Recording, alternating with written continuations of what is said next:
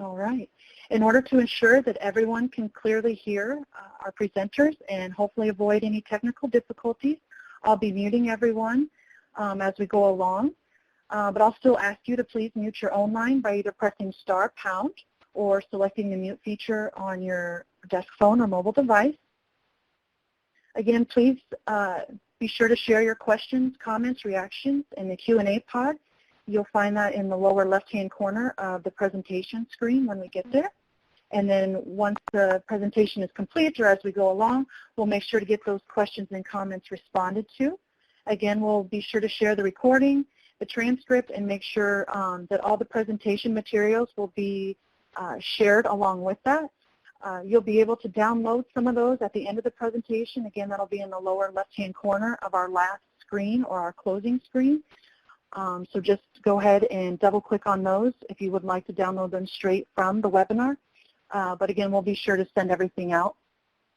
And I'm going to go ahead and hand it over to David to also say hello and to introduce our presenters for today.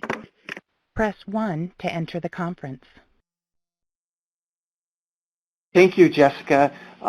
We're very excited about presenting this afternoon as part of the Employment First effort.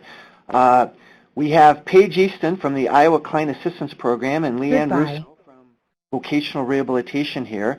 And Paige has really been a driving force to help look at how state systems are working together to meet some of our responsibilities under the new WIOA legal requirements. And Leanne has worked diligently in making sure that we are integrating some of our messaging with our community partners. So we have a power-packed team here today. Just as a kind of a quick review, President Obama signed into law the Workforce Innovation Opportunities Act in July of 2014. We've been kind of waiting since that time to look at what this really means in terms of regulations. Well, we finally got the final WIOA joint rules that were sent out on June 30th of 2016. So there's still quite a bit of discussion going on among state systems of how to interpret those rules and what they really mean. What you're going to hear about today is some of the factual information that we can pull out of the rules, some preliminary ideas of what VR is planning on doing and what the Client Assistance Program is doing. And you'll also hear about some of the impact of our partner agencies with the Department of Education, our community providers, our case managers. Some of that you need to take with a little bit of recognition that it's preliminary information, because the discussions about what this actually means when the rubber hits the road and we're implementing it is still being discussed and decided. So what you're getting today is a little bit of an overview of what partnerships are occurring and what the implications can be as we look at a cross-system, including impact to providers, our service professionals, and our state systems. So we'll be able to flesh that out a little bit further in the days ahead, but we're excited that we have some tentative plans that we know we're moving forward, along with how we think that we can integrate this from the VR agency and push some information out, with the real focus being how we use the regulations to support community competitive integrated employment for all Iowans. And when we talk about all Iowans, we're including individuals with the most significant disabilities that have traditionally maybe not been given as many informed choice options and are in segregated settings. So a lot of the discussion today will be focused on that Section 511 and subminimum wage. So with that, I think we're going to do some broad overview and flesh out some other information, and I'm going to turn it over to Paige and Leanne. So thank you, guys. Hello, everyone. It's Leanne Russo, and I'd like to just have everyone keep in mind that while we have the final regs, we're still going through the information. The final rule is effective 30 days after the publication of WIOA in the Federal Register. So the final rule was lengthy, but it reflects changes made as a result of public comments received. There were over 550 comments related to Section 511. There's 981 pages in WIOA related to voc rehab, and we've got less than an hour to share it. So I'm going to talk very quickly. While the rules are final, like Dave said, this information that's being provided to you is not. Of course, the vision for WIOA is an integrated job-driven workforce system that meets the needs of both businesses and all job seekers. And we want WIOA to create strong regional communities, too. So there's a lot of the collaboration built into WIOA. VR's vision for WIOA is to promote customized integrated employment, to clarify roles for employment first, to get state agencies and funders on the same page, to convey a consistent message, share in the responsibilities we all have for WIOA, to provide outreach to all stakeholders, including CRP partners, schools, case managers, and other agencies, to ensure we're in compliance, to outline steps, meet timeframes, communicate, and provide follow-up, to use wraparound services, to work together to increase everyone's capacity and help build skills that are needed for each individual's employment journey. Paige. All right. Like Leanne said, the intent of WIOA is all about opportunities to improve job and career options for our nation's workers and job seekers. Title IV of WIOA is the amendments to the Rehabilitation Act, which emphasizes the key role employment programs play in preparing individuals with disabilities to achieve competitive integrated employment outcomes. It also places heightened emphasis on the provision of services to students and youth with disabilities to ensure that they have meaningful opportunities to receive training and other services needed to achieve employment outcomes in competitive integrated settings. The Act expands the population of students who may receive services, as well as the kind of services VR may provide to youth, which are aged 14 to 24, and students with disabilities, and Leanne will go on a little bit more in depth in that later on. I also wanted to point out that Iowa has two VR agencies, IVRS and IDB, Department for the Blind. Both agencies have established or are working to establish memorandums of understanding with agencies including each other, the Department of Education, Department of Human Services, and then there's also an agreement between 7 state agencies developed to collaboratively establish working relationships which identify and resolve barriers to employment services for individuals with disabilities, known as the governance group. And both agencies, VR agencies in our state, have representation on that, as well as 5 other partner agencies. Ladies, are we on the correct slide for you? Sorry to interrupt. Yep, we are. Okay, thank you. The Rehab Act was established in 1973 and used the term competitive employment but never defined it. And now there is a definition for competitive integrated employment, meaning full or part-time work at minimum wage or higher with wages and benefits similar to those individuals who do not have disabilities performing the same work in fully integrated settings with coworkers who do not have disabilities. Also under WIOA, employment outcome is defined as competitive integrated employment or supported employment. Supported employment definition is modified to make it clear that supported employment is competitive integrated employment or an individual working on a short-term basis in an integrated employment setting. And then customized employment is defined as competitive integrated employment for an individual with a significant disability that's based on an individualized determination of strengths, needs, interests. It's designed to meet the specific abilities of that individual as well as the business needs of an employer. And that's carried out through flexible negotiated strategies.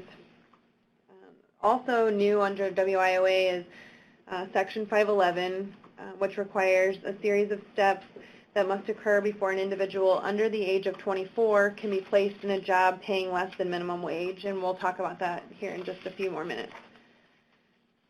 WIOA also eliminates uncompensated employment from the scope of VR outcomes.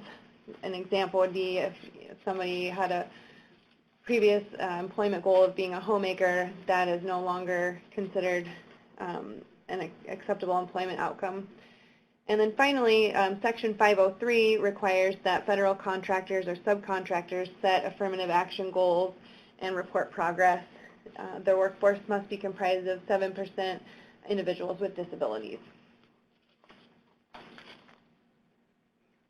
Next slide, related to schools, and I'll talk about the schools for a bit, including pets.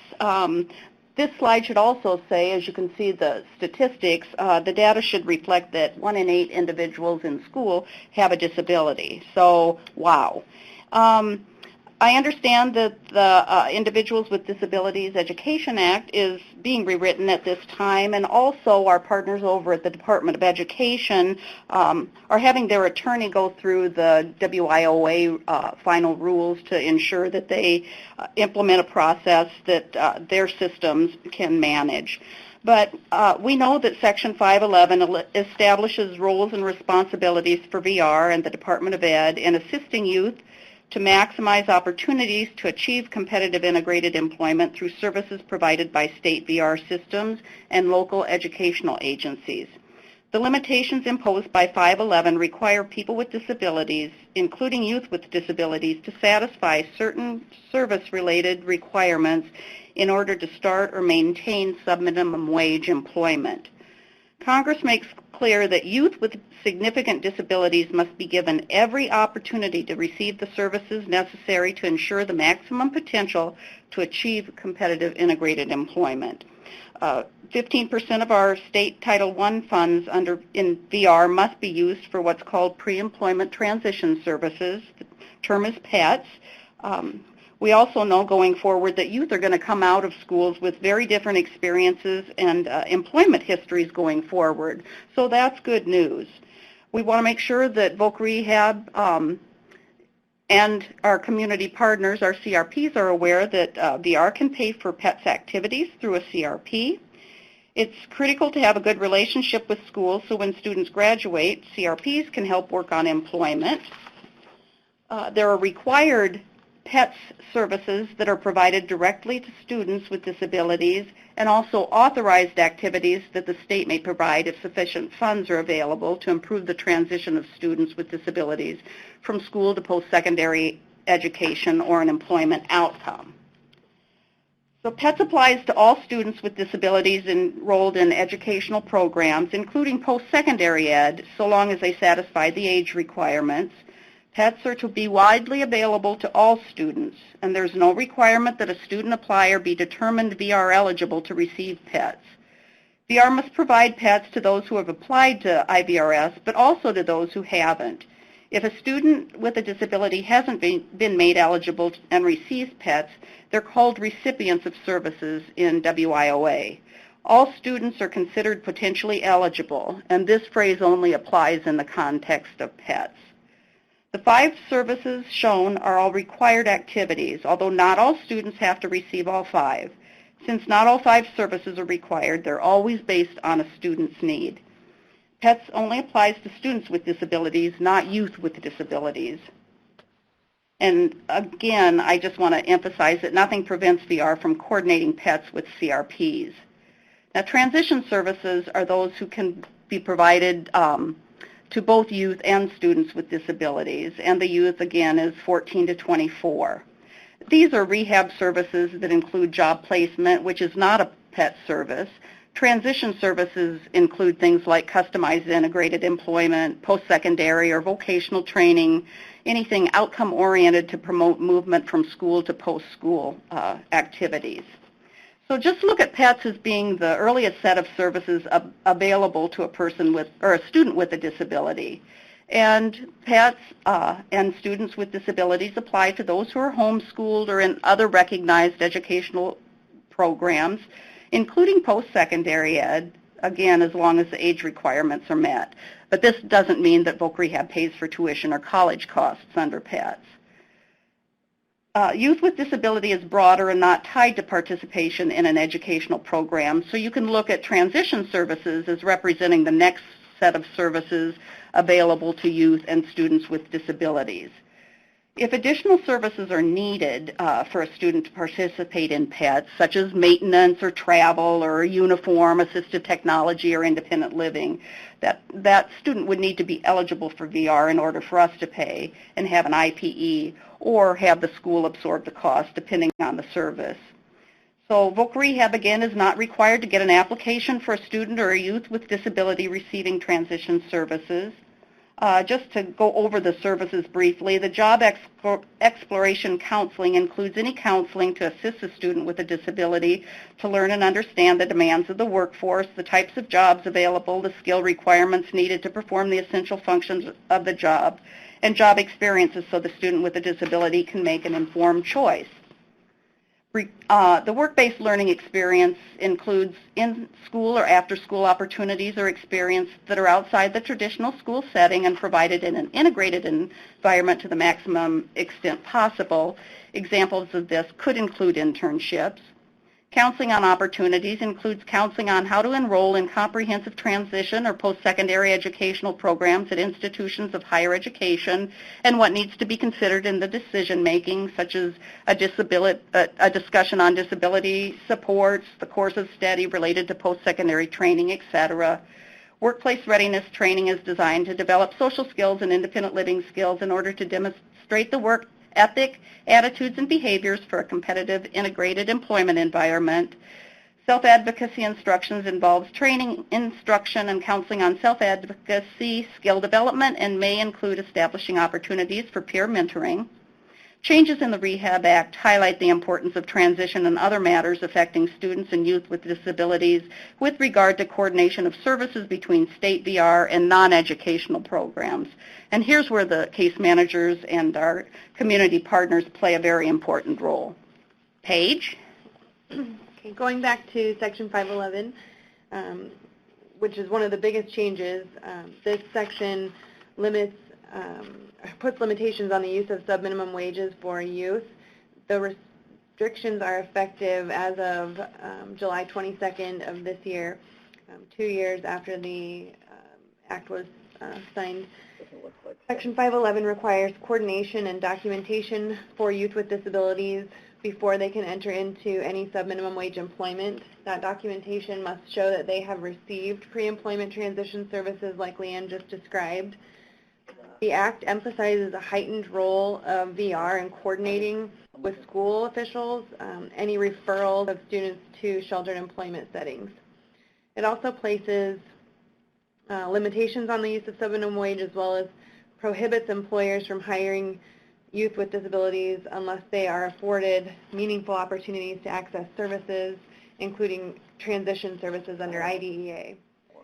Schools may not enter into contracts or agreements with community rehab providers for students to transition from the schools into segregated programs. And the schools and VR can still use CRPs to provide services in the community in integrated settings. So who is covered under Section 511? Well, any student placed into subminimum wage extended employment must be tracked by Voc Rehab, and performance must be monitored every 6 months during that first year and annually thereafter to determine their work readiness for competitive integrated employment. And like I said before, a local education agency may not enter into a contract or other arrangement with an entity for the purpose of operating a program for a person under age of 24 who will be compensated at subminimum wage. All youth with disabilities must have the opportunity to receive career counseling and information and referral on resources, supports, and employment options before going into extended employment or DAHAB. The proposed regulations state that individuals who are known to VR are covered under Section 511, meaning that individuals already employed at subminimum wage, regardless of their age, who are known to VR must be provided with career counseling and information and referral every 6 months for the first year and annually thereafter for the duration of their extended employment. The emphasis and expectation, again, is that all individuals, even those with the most significant disabilities, are capable of competitive integrated employment with the right services and supports. Students with a disability in school age 14 or up to 21 who receive transition services under IDEA. On that slide it says 16. That should really be 14 in that first paragraph. So there are required steps that must be taken before an individual can be placed into a position that pays less than minimum wage. First, they have to show documentation that they have received pre-employment transition services similar to those that Leanne described. They must be either determined ineligible for VR or have an unsuccessful VR closure. And since individuals with disabilities have a presumption of benefit, they would need to show that they had gone through those necessary steps as well. And then the third thing is that they have proof that they've been provided with career counseling and referrals designed to assist that individual to achieve competitive integrated employment. And since this just went into effect July 22nd of this year, just last week, we're waiting on some additional training that will be coming from RSA and additional information that we'll also share with you once we have that. IVRS will provide pre-employment transition services and focus on employment first before placing individuals with a CRP at less than minimum wage. There's nothing that prevents, nor should we refrain from pursuing competitive integrated employment first. That's always VR's goal, regardless of Section 511. Okay, Leanne here. Even before WIOA, there have been multiple shared initiatives between employment partners that have allowed Voc Rehab to develop stronger practices. And partners are helping to inform systems, redesign, and service delivery across the state. I just was at an hour-and-a-half webinar earlier this morning, so in the interest of full disclosure, I've already had one webinar under my belt. But anyway, we recognize that through flexibility and individualization, there can be success. So that's what the initial pilots taught us. That's the premise of employment first and that philosophy, and we really want to be attuned to that going forward. We also recognize the need for ongoing technical assistance and training with multiple partners and modalities, and that includes additional training on WIOA. So there have been a variety of changes within the VR system as a result of WIOA, one of which that we've already implemented many of these, but our individual plan for employment has to be written within 90 days. 15% of our VR allotment has to go to pets. We've revised our interagency agreements and developed some different MOUs and MOAs. We're developing policies and procedures to coordinate services, revising our website information, preparing for fiscal and programmatic changes. Paige mentioned the homemaker as well as the unpaid family worker are not allowable closures in VR system anymore. Gainful activity has been changed to self-sufficiency, registered apprenticeships or apprenticeships. The references related to extended evaluation have been removed, and they've added a term, clear and convincing evidence, which is used as a standard before VR can conclude that an individual is incapable from benefiting from VR in terms of an employment outcome. WIOA also repeals several programs under the Rehab Act, such as in-service training, migrant and seasonal farm workers program, recreational programs, and PWI, programs with industry. Benefit planning is really prevalent within WIOA, and I'd note that Voc Rehab staff, there are 36 being trained in the upcoming months, as well as 5 additional workers through WIPA. So also services have been added to VR's pre-existing list that include customized employment and transition services for youth and students with disabilities. So that's just an example of how our system has responded to the changes under WIOA. Paige? Okay. We wanted to make all partners aware, so they're not caught off guard, that outreach efforts will occur around the state so that individuals are aware of all of the resources and services available to them so that they can make an informed decision about the future of their employment. Again,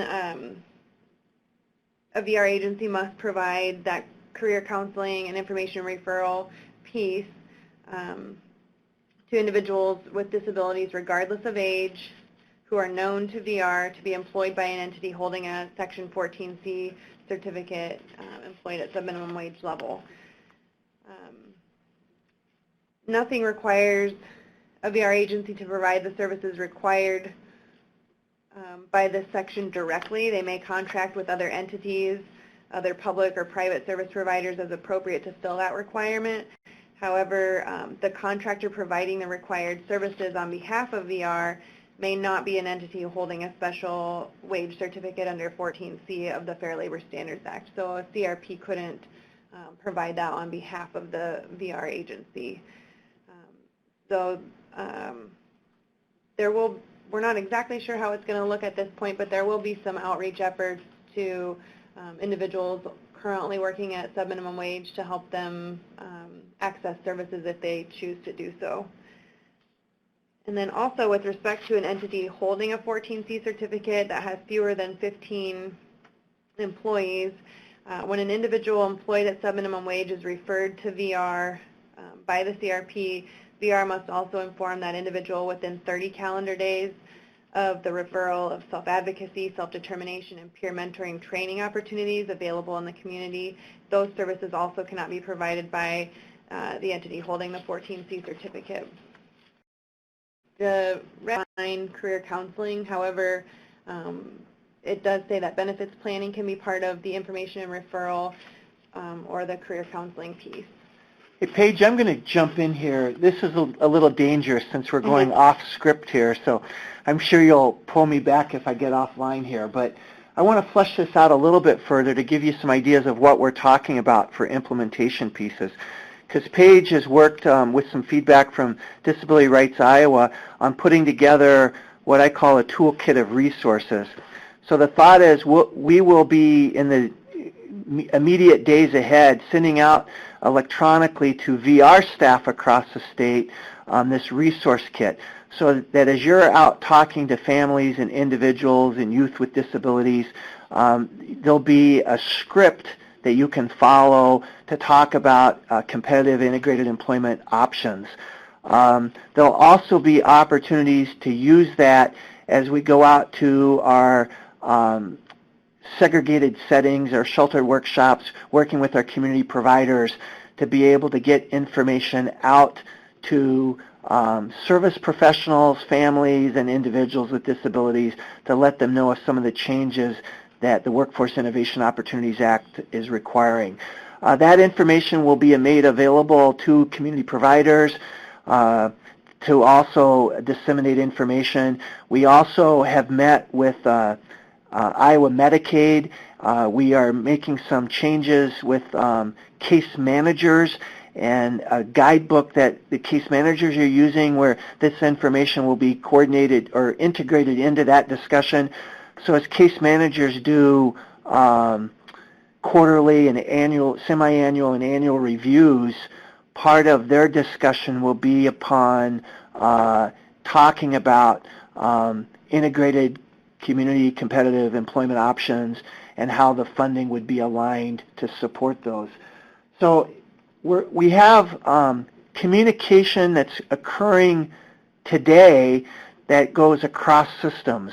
And I think this ties in really well with the work that the Iowa Coalition for Integrated Employment's done and what the Employment First Leadership Team and pilot projects have done over the last 4 years.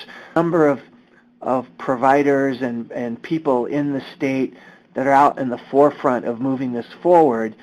We know that we don't have that same communication with everybody, so we're still looking at ways that we can make sure we're consistent in the communication and implementation to create a state system that really is moving this forward. So that just a little bit off the cuff, and I'll go back to the PowerPoint now. Okay, the next. Okay, WIOA has helped us recognize that our workplace is changing and expectations about work have changed. So VR's message has changed as well, and that's that we have an expectation that everyone can work with the right supports. So this is the first year of WIOA and 511, which is still we're working on this, but here's what we do know. That everyone's critical to the process. That includes case managers, families, everyone who's part of a job candidate's team. We've learned about the importance of building and maintaining relationships, and I want to acknowledge that we've all come a long way, so I appreciate our partnerships truly. We know that we must build and strengthen new existing partnerships with employers. We know that benefits planning is an essential service and referenced, as I mentioned, widely within WIOA. We know that we need to beef up transition services and early engagement, and that family engagement is critical, and with that we know that we have to address any resistance and fears. We know that we have to presume employability and continue to explore best practices and provide informed choice. At the state level, we're also stressing partnerships and collaboration via our counselors assigned to every high school as well as every CRP partner. We know we're striving for compliance for WIOA. We've tried to address some frequently asked questions and provide resource information. And I say that with the caveat that there's more to come. So on the next page, the resources will outline the final regs in that first bullet. The changes are referenced. Today's attachments are included, and the 511 FAQs are included. We can come back to the 511 document and then Paige's white paper, which she can reference. But we want to make sure that a youth is informed that they can choose to opt out of services or refuse to participate, but their choice impacts the permissibility for them to work at subminimum wage. And further operational guidance regarding the requirements for collaboration, development, and documentation, that process is coming from the Office of Special Education and Rehab Services in collaboration with the Department of Labor's Wage and Hour Division, particularly with regards to the documentation requirements. It's also anticipated that joint guidance from the Departments of Education and Labor will address the limitations of the use of subminimum wage if the required services have not been provided. So as we go to the final slide in our contact information, Paige can wrap it up, and then I'll ask Jess to put up the 511 documents. Just kind of to reiterate what we said, that we all need to continue to educate job seekers, families, staff, school, all of our partners, everyone about employment, and to have expectations for people with disabilities that everybody can work in the community at a competitive wage.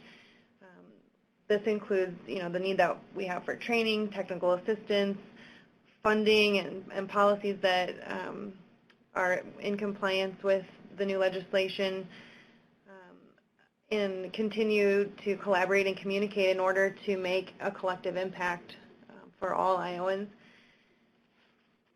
And I guess to wrap it up, I think we need to remember that the question now is no longer whether a person can work, but where they will work and what they choose to do. So if we want to go through the handout titled Section 511 that should be up now. Leanne, you want to talk about that? Sure. The Section 511 is called Limitations on the Use of Subminimum Wage within WIOA, and we've tried to develop what's called a cheat sheet, and you can use this as such, knowing that more information will be coming. And I see in one bullet related to VR, Kendra will be happy to know that I am more than willing to change this for the 7th time because really some of the things have been interpreted in a manner that is not the way that they should be. So these conversations are continuing to occur both within the VR system and external systems, all of which play a part, and we've tried to outline the critical stakeholders with the exception of not including a job candidate as part of this cheat sheet. So just in going down the Iowa VR services first column on the left, It does abilities age 24 or younger from beginning work that pays sub-minimum wage unless they complete and produce documentation indicating the completion of, and you heard this in the PowerPoint, PETs. They've applied for VR, but they're ineligible, or they've been determined eligible, but haven't been successful. They've received information, referral, and counseling and guidance to other appropriate resources for services.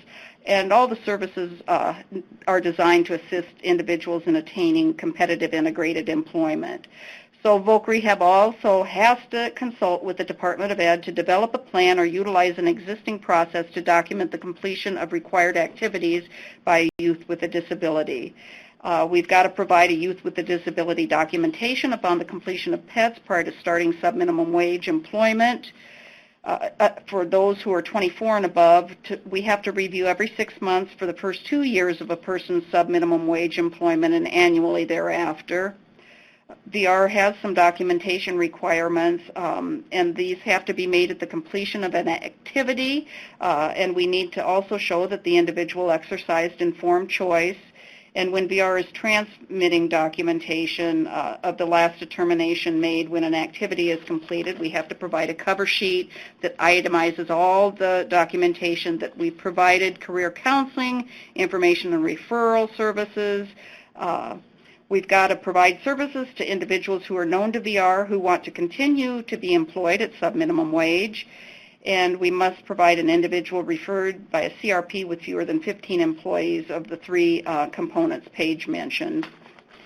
So I don't know if I should go over all of this from the Department of Education. They play a role. These are taken from the final rules, but DE, as I mentioned, is undergoing changes both within IDEA and through their attorney at the state to determine how they're going to implement this. But these are the school responsibilities. Kim Drew is aware of them, and she'll be providing more information. But for our community rehab partners, in the middle section there, you know that WIOA imposes limitations on those of you who hold 14C special wage certificates, and they have to be satisfied before you may hire a youth with a disability, anyone under 24 at sub-minimum wage. So you may not continue to employ any person with a disability who's known to IVRS at sub-minimum wage unless that person is provided information and referral and counseling and guidance either by IVRS or an external contractor. You need to inform the employee at sub-minimum wages of self-advocacy, self-determination, peer mentoring, training opportunities provided by an entity that does not have a financial interest in your community program. And you can use like the Independent Living Center or Ask Resource, any family support groups to satisfy that requirement. So more information will be coming there. Of course, Dave is going to... Well, it looks like some of these slides are appearing to be pretty garbled as we're looking at the screen. We'll make sure we send out in the downloaded form where you get the document so you'll be able to read it legibly, because it doesn't look like it's coming across on the screen correctly. Oh. Okay, the CRPs cannot employ at less than minimum wage any student with disabilities who are enrolled in a school district, and if asked to attend a student's individual education program meeting, schools need to be provided with information on Section 511. You all have this as a cheat sheet that will be tweaked, so going forward we can use this and update it accordingly. So in terms of reviews, a review is only needed on a person who's known to IVRS. So these are key words within WIOA, known to VR. You need to arrange with IVRS the 6-month and annual reviews to be completed for individuals being paid less than minimum wage for any person known to IVRS. You need to work with IVRS to determine what works best within your organization in scheduling reviews. Provide IVRS the list of individuals needing reviews. Inform the individual and their team of the review and provide a meeting place for reviews. maintain documentation from the reviews, and inform a person with a disability of any age seeking or continuing employment in a workshop how to access services to enable them to achieve competitive integrated employment in the community, including IVRS.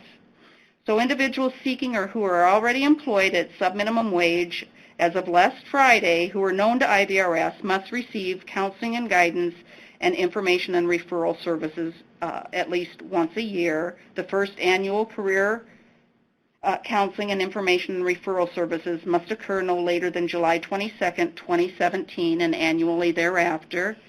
At any time, any person who wants to pursue other employment options that would involve community employment at or above sub-minimum wage should be given information about IVRS.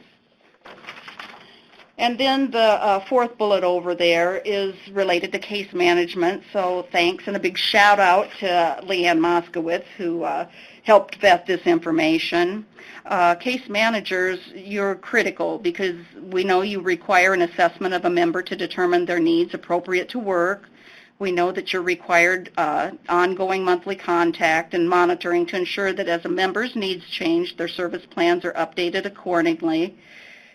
We know that you're required to have face-to-face meetings with each member quarterly to monitor progress and service provision, and that you have to do an annual redetermination of level of care or needs-based eligibility to remain or maintain program eligibility, and that your annual reassessment of needs has to inform an individual member's service plan, and employment must be discussed and reflected in each member's service plan.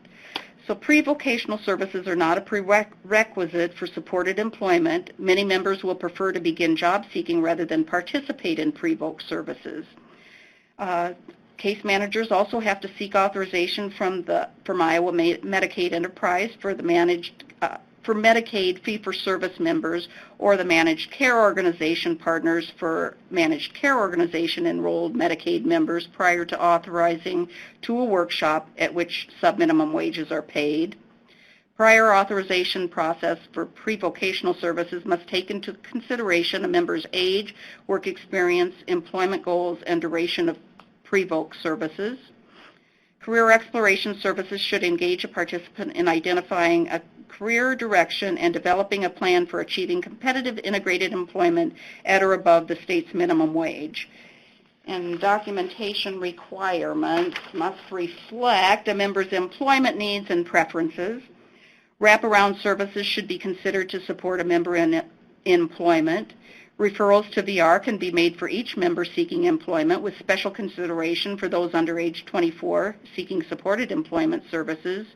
The resource sharing document that outlines that process and who pays what for supported employment services is at that first link. The current memorandum of agreement between VR and DHS-IME is at that middle link, and then the guidebook that helps direct case managers is that final link. So as Dave mentioned, that guidebook is going to be expanded to include WIOA information. The other attached, I'm sorry, Paige, you take over the CAP information. Oh, so the Client Assistance Program makes available due process rights to students and youth with disabilities to receive pre-employment transition services, even if they have not yet applied or been determined eligible for VR services. CAP advocate for a client or an applicant by pursuing legal, administrative, or other appropriate remedies to protect their rights and ensure access to services. CAP may advocate on behalf of clients or applicants requesting assistance with issues that arise under Section 511.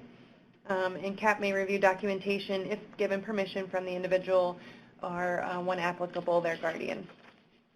Okay. I might add, too, that as we're talking about this, this would also include the Iowa Department for the Blind. They've been involved in a series of meetings and will be doing some of their own outreach efforts for their job candidates. And as we work with Paige in the Client Assistance Program, she would also be not only working with the Department for the Blind, but also helping our individuals that are working with our independent living centers, and so it's kind of an overreaching across systems. Okay, and Jess, if you can scroll down to the bottom of this chart under things to remember. Yeah, these are just some informational items that hopefully will be helpful. The first of which is nothing in WIOA prohibits DE or VR from contracting with the CRP for transition services or pets that are beneficial to students or youth with disabilities, as long as they are not paid sub-minimum wage if compensation is provided. The second bullet talks about the referral process. VR can take a referral. It can be a self-identification by the individual or anything from an outside agency. So a CRP can and often does include a referral to VR. There's no mandate for VR to seek out or solicit individuals in Section 511. Again, that's those who are known to VR that we're responsible for. There's no mandate for individuals who hold 14C certificates to refer to IVRS or employees or individuals with disabilities seeking to enter sub-minimum wage employment as Section 511 cannot require other agencies to make referrals. Under 511, career counseling and information and referral services are for any individual in sub-minimum employment, not just for individuals who have been applicants or recipients of VR. So individuals with disabilities must be allowed to exercise informed choice throughout the VR process. They may pursue any form of employment they choose. However, if an individual wishes to receive VR services, they must intend to achieve an employment outcome, and that's defined as employment in a competitive integrated setting or supported employment. And an individual, including a youth and his or her parents or guardian as applicable, has the right to refuse to participate in activities required by Section 511 and exercise informed choice regarding activities required. If a youth chooses not to participate in the activities required by Section 511 or chooses to opt out of the VR process entirely, such a choice will impact the permissibility of the youth to work at a minimum wage and preclude him or her from obtaining sub-minimum wage employment. So anyway, that's information from the regs. Again, the implementation of and interpretation of these regs is still being pursued within our system and others, I know. So the frequently asked questions document that's also attached is included, and hopefully will answer anything that hasn't been answered today. We know this is a very brief overview that was gone through very rapidly, but it gives you a little bit of a glimpse of what WIOA includes. And again, we're here to help, and we'll push out information as we get it. So we want to just make sure that an individual's experiences as they enter the world of work is the same as everyone's. You know, we all want the same opportunities for all people to be able to participate in work, and you know, we don't want their work to look different than our work does. So, anybody? It looks like you might have had a question about due process under VR rules. Right, that's in regards to students' rights to receive pre-employment transition services, regardless of whether they've applied or been referred to Voc Rehab. So CAB can make them aware of their rights to receive those services and the requirement that they must receive the documentation for that prior to being referred to employment at sub-minimum wage.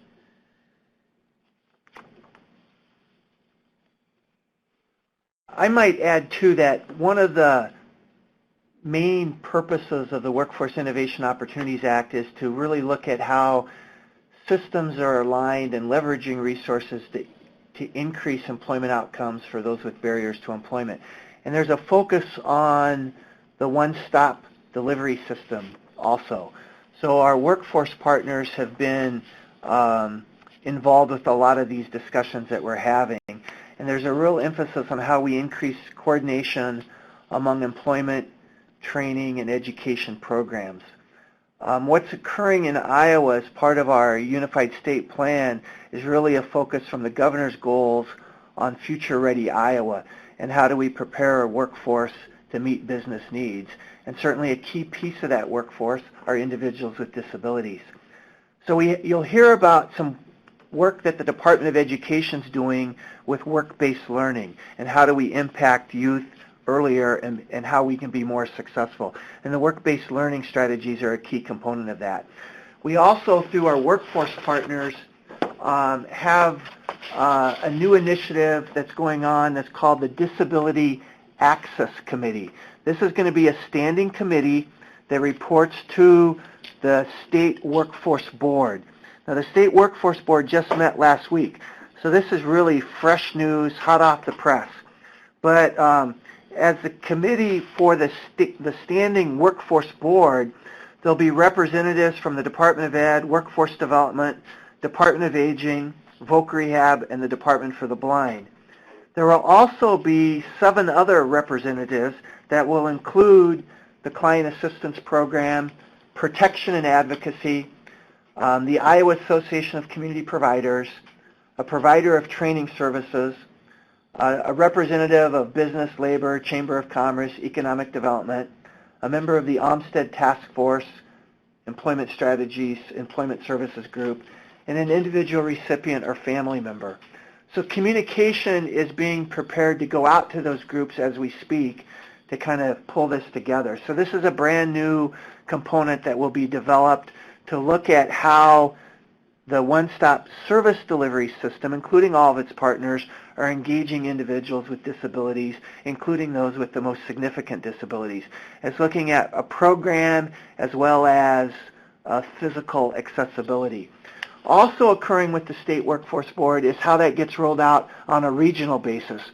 So in Iowa, there's 15 regional workforce boards. Each of those regional boards will have a Disability Access Committee.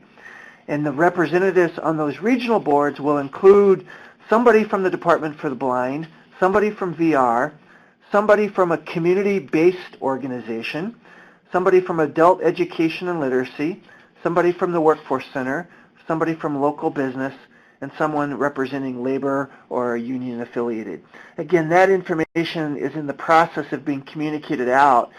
That's a minimum representation. Local boards may include additional people. The point being, as you see this information, you actually will have an opportunity to get involved at the local level to influence some of these discussions, and particularly how people engage in the workforce system. So I think I'd like to stop there, and I think Paige was going to, are you going to talk about? Are we going to answer these questions? Oh, okay, sure. I could answer the question related to benefit planning requirements because it is a requirement that VR is required to provide information on benefits planning. It doesn't require us to, or mandate us to make a referral to other agencies, but we do have to provide benefits planning information, including information about work incentives provided through Social Security to individuals during the process of developing their individual plan for employment. And actually, we've done that from the get-go. So we know that individuals have somewhat of a negative conception that they might lose their benefits or lose their health coverage or things like that. So that's been implemented for a long time. We also had a question asking about career counseling and information and referral. So that if we're out talking at a provider organization and people are in a segregated setting, what's our obligation to look at career counseling and information and referral? Some of that's still being defined and interpreted, but I think at a minimum we're wanting to talk about the resources available through education, through VR, through the Workforce Center that helps individuals look at community competitive integrated employment. Because we are operating under the belief that with the right supports everybody can work, and it's just letting them know of some of those opportunities and services that have changed over the years. So, for example, benefits planning could be one of those services. Training and employment options and referral to other programs that might be out there would be examples of information. I think the tool, I call it the toolkit, but as you get that, there'll be some information that will help also look at resources that will be available for discussion in some of those meetings.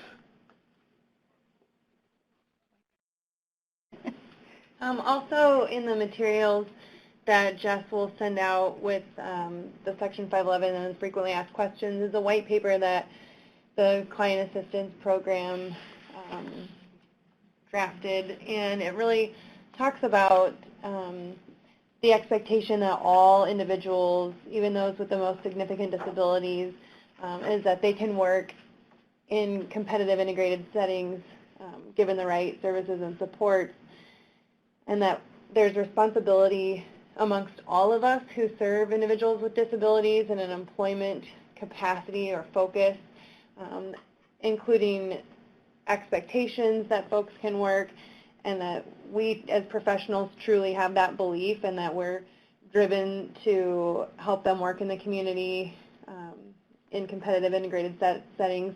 But it's schools, it's parents and families, it's the community-based organizations, it's the VR agencies, it's case managers, it's really, and the CRPs as well, everybody working together so that we can maximize opportunities and just at least start getting folks to think about competitive integrated employment if it's not something that they've ever been given the chance to explore, that we allow them to explore those options and make informed decisions and try out working in the community.